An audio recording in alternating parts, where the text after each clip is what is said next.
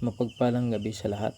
Narito naman po ang nakuha ko na kulay berde, kambal tuko, nagkadikitan, parang itlog din ng tuko na o butike na nagkadikitan. Ito ay tinatawag na kambal tuko. Mabisa ito sa pampaswerte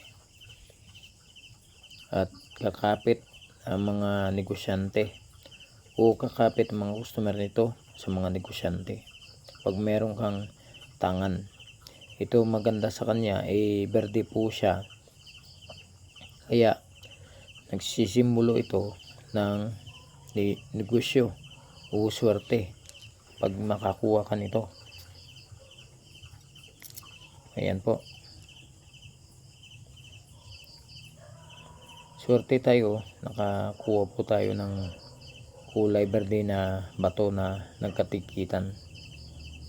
Maliit lang po siya, kaya itong ibulsa, ilagay sa pitaka. Napakabisa po ito. At meron din tayong ipapakita na may mukha po na yan o. May mukha po na o gabay, ayan o, may gabay. 3D po siya, may mukha. Yan, nakadilat yung mata niya. Tapos dito sa baba meron din, may mukha din. Pag ganito, kakaiba yung itsura. Para yung ulo niya parang kakaiba din.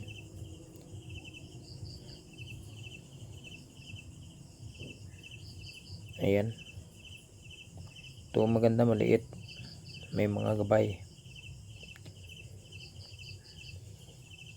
Ayan po, kung titigan nyo hindi makita. Pag sa malayuan makikita nyo talaga ang kanyang itsura. Ayan po, ito yung sa baba, meron din may itsura. Ito po ay magnetic, kakaibang bato, para po siyang pangil po. Hindi naman natin mabigyan ng na pangil ng kidlat, pero ito ay parang ngipin, parang pangil. Ito ay kakaibang pangil, di naman po siya pangil ng kidlat, pero ito magnetic. Maganda din ito, maganda po siya na pang paswerte, o di kay pwede din pang taboy sa mga masamang elemento, dahil ito yung mga elemento din, mabubuting elemento ang nakatira dito sa bato na ito. Ayan o, medyo matapang yung muka. Kung makikita nyo, matapang po yan ang muka. Ayan, meron din tayo. Ayan, tayo natin. Ayan o, may mukha din, kakaiba, diba? Ayan o, ito ay nakuha ko sa Antique. Ayan, malakas na gabay.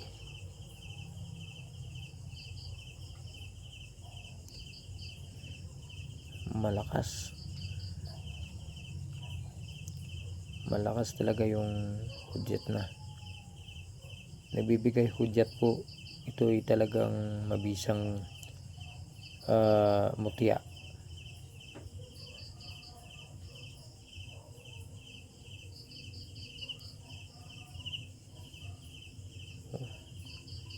Sobrang lakas, umilaw-ilaw yung ano niya.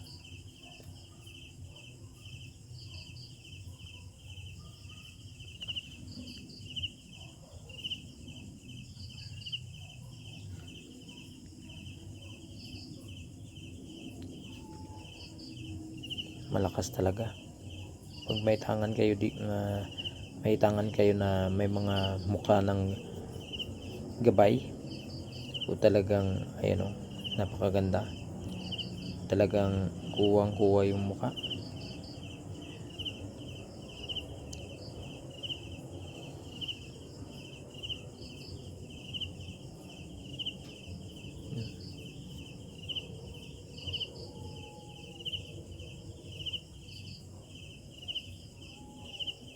Malakas. Kaya ito yung mga tangan ko na nakuha ko sa Antique. Itong mga tangan na malakas at ito'y personal na gamit. Ito po ay personal gamit. Meron din dito personal na gamit din. Ito'y may mukha din. Ayan o. Ayan o. May mukha din yan sa malayuan. Parang alien.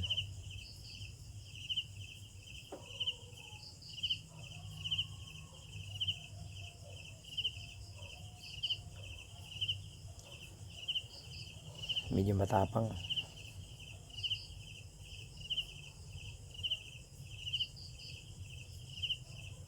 Ayan mga kabartudis oh. Kakaiba, di ba?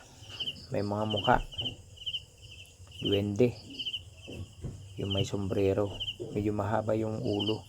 Yung kanyang sombrero mahaba. Kaya duwende na may balbas. Ayan po.